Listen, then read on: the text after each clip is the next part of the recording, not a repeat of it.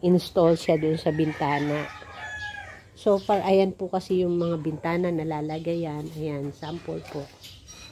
So, kailangan niya ng paa para sa pag-i-install. Ayan na po. Nakat niya na rin nung isang araw. Kasi during the first day, nahirapan siya. Wala siyang... Ayan, nakat na po yan. Oh. Tapos, meron pang mga buo na ikakat pa rin. Nung first day kasi, hirap na hirap siya. Gawa ng sukat niya, cut niya, parang ganon. Tapos, yung design nga, hindi pa napapinalize. Tapos, dito siya sa baba nagagawa. Diyan, sa floor. Pag-weld using MIG welding.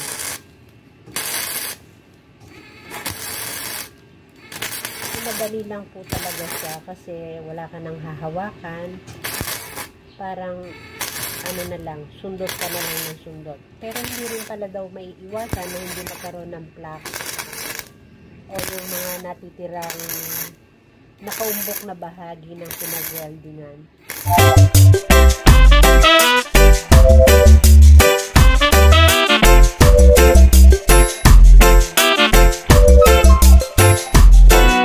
Nagawa. So, na-finalize na po yung design niya. Yun ang medyo nagpatagal sa kanya, yung kung ano ang magiging design niya. Nung unang gawa niya, akala niya okay na, pero medyo maluwang. So, susuot pa rin yung kumbaga, suot pa rin yung ulo dun sa spaces ng ginawa niya. So, binago niya uli. So, eto na siya. Ayan, hindi pa po yari, pero malapit-lapit na. Kumbaga, andyan na yung design niya, wala pa lang siyang paa. Then, ipapolish na lang yung mga plaques. Ito yung ibang side. Ito gaya niya, yung mga plaques, excess plaques na na-grinder niya na. O, wala na pala. So, dito daw sa mga cases na ganito, ayan, hindi maiiwasan, nagkakaroon ng butas. Manipis kasi yung manipis yung pinaka-tubular bar na ito, or sa any bakal na manipis, prone daw sa pagkabutas pagka ganon. So, hindi naman siya mawe-welding na, lalagyan na lang daw siya ng polytack, parang pinakapati ng bakal. Then, ayun, lalagay dyan sa surface, tapos igagrind din para smooth na smooth talaga yung surface niya. Then, na siya, pipinturahan na lang. So, kulang na lang dito is yung mga paa sa tagiliran para mai-install siya dun sa bintana. So far, ayan po kasi yung mga bintana na lalagayan. Ayan, sample po. So, kailangan niya ng paa para sa pag-i-install.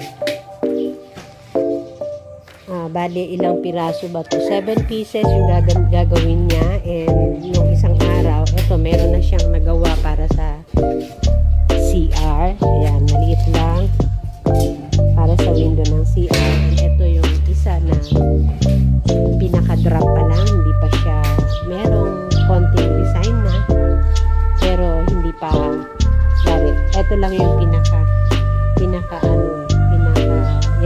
yari na almost. Then, yung mga materials na gagamitin niya, na po, nakat niya na rin yung isang araw. Kasi during the first day, nahirapan siya. Wala siyang, ayan, nakat na po yan. Tapos, meron pang mga buo na ikakat pa rin. Nung first day kasi, hirap na hirap siya. Gawa ng sukat niya, cut niya, parang ganon. Tapos yung design niya hindi pa napapinalize. Tapos dito siya sa baba nagagawa, dyan sa floor. Syempre medyo nagkakaedad na, mahirap na yung mag-work ka sa baba, matagal na nakayuko. Pag unat ng katawan, medyo tawag dito, hirap ng umunat, masakit sa likod. So, ayan po yung aking dakilang husband. Ayan. Nagloko na naman ang pinaka-nozzle noong MIG welding namin. Dumidikit daw. So, wala kaming nozzle cleaner. Improvise na lang po yung ginamit namin. Kwerdas ng gitara. Ayan. Ginagamit niyang pansundot yun sa baradong nozzle tip. So, ito yung gamit namin, MIG welding. Minsan, ginagamit niya alternative yung yung arc welding, yung ginagamitan ng welding rod. Hindi naman kasi siya advisable gamitin dito dahil manipis nga po itong itong pinaka tubular bar. So, ginagawa niyang option minsan pag nagloloko nga itong MIG welding. Ito kasi MIG welding, na siya. Yung wire niya, hindi siya ginagamitan ng welding rod. Ang pinaka welding material niya is yung naka-roll na binibili. Tapos isinusuot siya dito. So ito pala ang sample. So ganyan, naka-roll yun na siya. Tingnan natin. Buksan natin para maipakita kung ano siya, kung ano itsura niya. Para lang wire na nakapulo, naka-roll, na hindi pa siya bukas. So ayan, pag binili siya, ganyan siya. Tapos pagka-actual, ito na po siya. Diyan siya nakakabit. Ayan. Diyan po siya nakakabit. Ito siya. Tapos ito yung pinaka-wire. Nakasuot na siya dyan. Hanggang ang dulo niya ay naandito na sa dulo nito. Ayan. Nakasuot po siya dyan. Nagpipid po siya dyan sa dulo. Tapos yung pinaka-dulo, lalagyan ng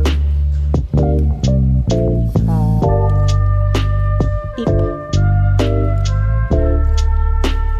Nga lang, nagkakaproblema siya kasi ay dumidikit daw.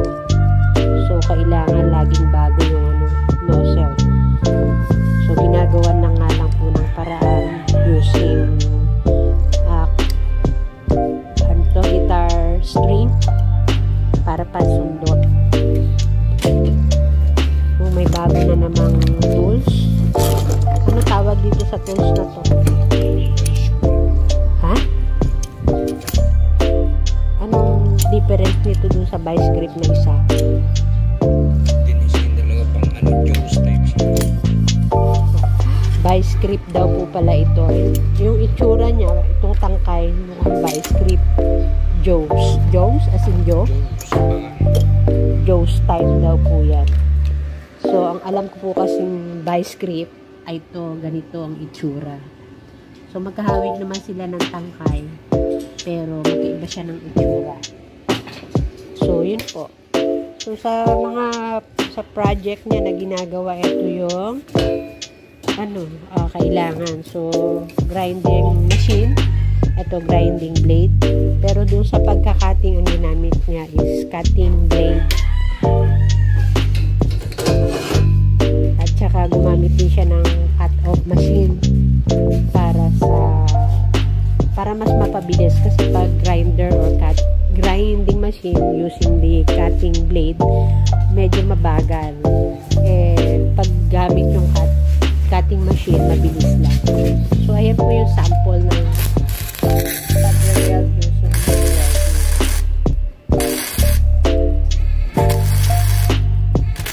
Madali lang yung kapag-weld kasi wala ka nang hahawakan. Parang na lang, sundot na lang sundot. Pero hindi pala daw may iwasan na yung nagkaroon ng plug. O yung mga natitirang nakasundot na bahagi ng pinag-weld. Pero kung sa dali ng paggamit using the arc at saka yung MIG, mas madali po talaga yung MIG welding. Kita nyo naman kung saan pag-weld. Imaginin mo yung kung yung arc ang gagamitan, hawak mo pa yung welding rod, sagat ng welding electrode holder para makapag-weld. So dito, ayan, tuloy-tuloy na lang. Pero ang nagiging problema nga lang, dumidikit siya. So, kailangan from time to time, susunod na ang nozzle tip. So, yung ating improvise na werdas ng pansundot. So, yan po ang ating sa kanyang project. So, pag ikakabit na natin to later, siguro kahit isa-isa makakabit na to. Pag nakakabit na, saka na lang siguro siya pipinturahan. Ang importante, i-install muna siya.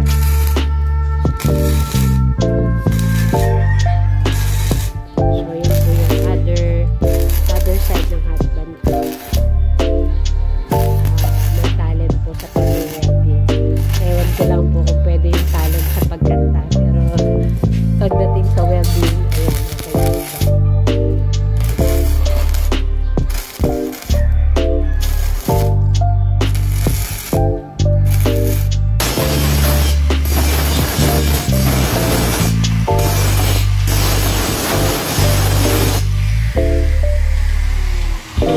Ayan. Ayan na po yung ating mga pinagkakaabalahan araw-araw.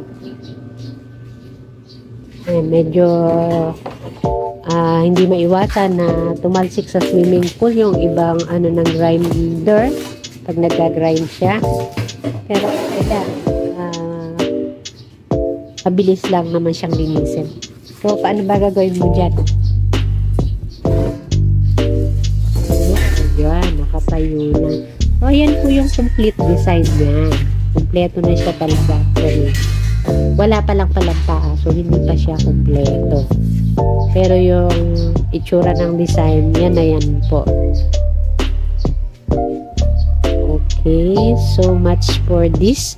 So, see you po next time. And, yun na lang po for today.